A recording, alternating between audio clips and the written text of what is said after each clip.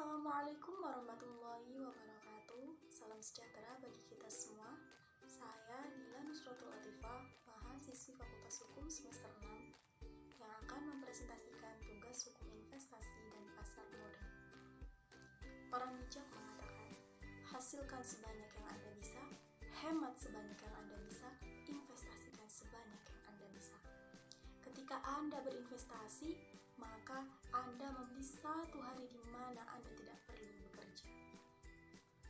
Maka dari itu, saya akan berpresentasi tentang hukum investasi atau penanaman modal menyongsong era milenium baru. Dalam bab ini, kita akan membahas dua subbab. Bab apa saja itu? Yang pertama, hukum dan kebijakan pokok di bidang investasi saat ini. Yang kedua, perubahan lingkungan strategis dan pengaruhnya bagi berkembangnya paradigma baru dalam bidang hukum investasi atau penanaman modal. Baik, langsung saja kita akan masuki pada subbab yang pertama, yaitu hukum dan kebijakan pokok di bidang investasi saat ini. Setelah jatuhnya rezim Orde Baru oleh kekuatan reformasi pada tahun 1998, serangkaian upaya pembenahan atau penyempurnaan terhadap kebijakan dan ketentuan perundang-undangan di bidang investasi terus diupayakan oleh pemerintah untuk menciptakan iklim investasi yang favorable, mencakup yang pertama, menyederhanakan proses dan tata cara perizinan dan persetujuan dalam rangka penanaman modal. Hal ini dilakukan dengan menetapkan serangkaian peraturan perundang-undangan, yaitu Kepres nomor 115 tahun 1998 tentang perubahan oleh Keputusan Presiden nomor 97 tahun 1993 tentang tata cara penanaman modal. Yang kedua, membuka secara lebih luas bidang-bidang yang semula tertutup atau dibatasi terhadap penanaman modal asing. Kebijakan ini antara lain dilaksanakan dengan cara mengevaluasi secara rutin dan terus-menerus Daftar Negara Investasi disingkat DNI. Pemerintah dalam hal ini telah berupaya untuk membuka seluruh kegiatan usaha termasuk di dalam DNI. Hal itu dilakukan dengan menyempurnakan Kepres nomor 96 tahun 1998 tentang DNI. Penyempurnaan DNI yang diusulkan adalah jumlah bidang usaha yang semula tertutup mutlak bagi penanaman modal sebanyak 16 bidang usaha diubah menjadi 10 bidang usaha. Jumlah bidang usaha yang tertutup bagi PMA yang semula 9 bidang usaha diubah menjadi 8 bidang usaha.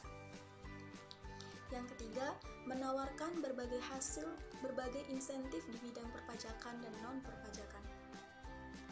Berbagai bentuk intensif di bidang perpajakan meliputi PP nomor 45 tahun 1996 tentang pajak penghasilan atas penghasilan wajib pajak badan untuk usaha industri tersebut. Yang keempat, menyempurnakan berbagai produk hukum dengan mengeluarkan peraturan perundang-undangan baru yang menjamin iklim investasi yang sehat. Berbagai bentuk produk hukum di bidang hukum ekonomi yang diharapkan dapat menunjang iklim investasi yang sehat, salah satunya yaitu Undang-Undang Nomor 37 Tahun 2004 tentang kepailitan. Yang kelima, menyempurnakan proses penegakan hukum dan penyelesaian sengketa yang aktif dan adil.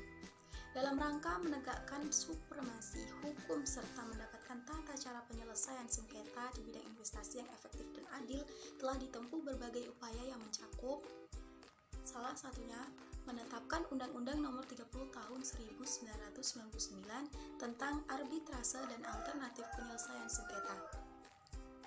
Pemberlakuan undang-undang ini diharapkan akan mampu mengurangi secara substansial penumpukan kasus yang tidak tertangani di pengadilan yang setiap tahun mencapai angka sekitar 13.500 kasus. Yang keenam, meningkatkan pengakuan dan perlindungan hak atas kekayaan intelektual. Salah satu faktor yang dipertimbangkan oleh investor asing untuk menanamkan modalnya di suatu negara adalah sejauh mana negara tersebut mengakui dan melindungi hak haki asing. Dalam konteks ini, Indonesia telah melakukan serangkaian penyempurnaan baik dari segi instrumen hukumnya maupun dari segi penegakan hukumnya dalam rangka pengakuan dan perlindungan haki. Langkah-langkah yang telah ditempuh salah satunya yaitu menyempurnakan ketentuan-ketentuan mengenai hak cipta dengan memperlakukan Undang-Undang Nomor 12 Tahun 1997 dengan mengubah Undang-Undang Nomor 6 Tahun 1982 sebagaimana diubah dengan Undang-Undang Nomor 7 Tahun 1987. Yang ketujuh, membuka kemungkinan pemilikan saham asing yang lebih besar. Sesuai dengan ketentuan PP nomor 20 tahun 1994, dimungkinkan kepemilikan saham asing sebesar 100% pada perusahaan PMA. Sementara itu, sebagai upaya mempercepat pemulihan ekonomi, terutama pada sektor real, telah dikeluarkan keputusan Menteri Investasi atau Kepala BKPM nomor 12/SK/1999 tentang partisipasi modul dalam perusahaan holding, yang memberikan kesempatan baik kepada perusahaan asing untuk mendirikan usaha baru atau berpartisipasi dalam pemodalan perusahaan lain serta pemodalan pada perusahaan yang sudah ada yang bergerak di bidang partisipasi pemodalan. Yang terakhir, yang kedelapan, menyempurnakan tugas, fungsi, dan wewenang instansi terkait untuk dapat memberikan pelayanan yang lebih baik. Dalam rangka memberikan pelayanan yang lebih baik terhadap calon investor, maka BKPM yang selama ini bertindak sebagai one-stop investment service center dapat terus ditingkatkan kinerjanya, serta meningkatkan koordinasi dengan BKPMD, pemerintah daerah maupun instansi-instansi teknik terkait. Nah, kita masuk ke subbab yang kedua, yaitu perubahan lingkungan strategis dan pengaruhnya bagi berkembangnya paradigma baru dalam bidang hukum investasi atau penanaman modal.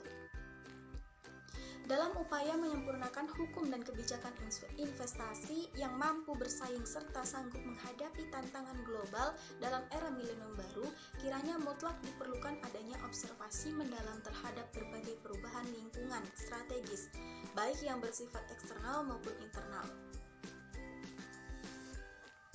Nah, kita masuk yang pertama, yaitu perubahan lingkungan internal.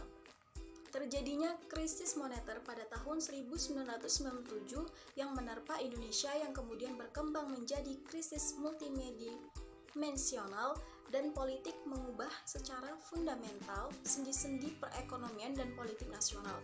Krisis yang telah berlangsung lebih kurang selama 10 tahun ini telah menempatkan kembali Indonesia ke belakang, yaitu sebagai negara miskin.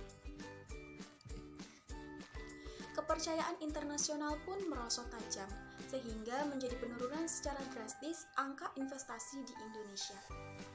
Keadaan tersebut mengharuskan kita untuk menempuh langkah-langkah strategis dengan mengevaluasi secara menyeluruh ke semua kebijakan yang ditumpuk selama ini. Langkah liberalisasi amat diperlukan baik dalam bidang perdagangan maupun investasi yang mencakup antara lain revisi dalam mengurangi jumlah negatif list. Sementara itu, kebijakan deregulasi meliputi penghapusan keharusan pemasaran barang melalui asosiasi-asosiasi, larangan penetapan wilayah pemasaran dan mendikte produksi, serta deregulasi dalam perdagangan produk-produk pertanian.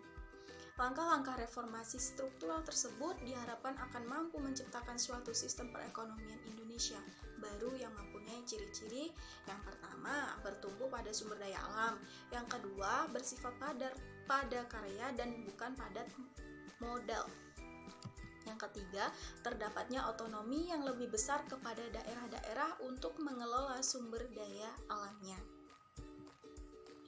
Untuk mencapai Indonesia baru dengan ciri-ciri sebagaimana tersebut di atas, memerlukan kerja keras dan kebersamaan dari seluruh komponen bangsa serta kemauan politik yang kuat. Karena merebaknya kerusuhan sosial yang bermotif sara, balas dendam, arah Indonesia baru yang dicita-citakan tersebut juga seyogyanya mengilhami perencanaan produksi, perumusan hukum dan kebijakan investasi. Yang kedua, yaitu lingkungan eksternal. Dalam era globalisasi, kita harus memperlihatkan isu-isu global yang berkembang. Hal ini disebabkan oleh tingkat interdependensi antar bangsa yang makin tinggi, sehingga tidak mungkin dan akan sangat merugikan apabila kita menempuh langkah-langkah isolasi dan mengabaikan sistem nilai yang berkembang dalam tata pergaulan internasional. Pengabaian terhadap isu-isu global tersebut dapat mengakibatkan dilaksanakannya tindakan penghukuman oleh masyarakat internasional, seperti pengucilan, penghentian kerjasama, dan bahkan bukan tidak mungkin akan mengundang intervensi internasional. Sementara itu, guna memulihkan kepercayaan internasional termasuk untuk melakukan investasi di Indonesia, maka dengan segera stabilitas politik dan keamanan mutlak perlu dipulihkan.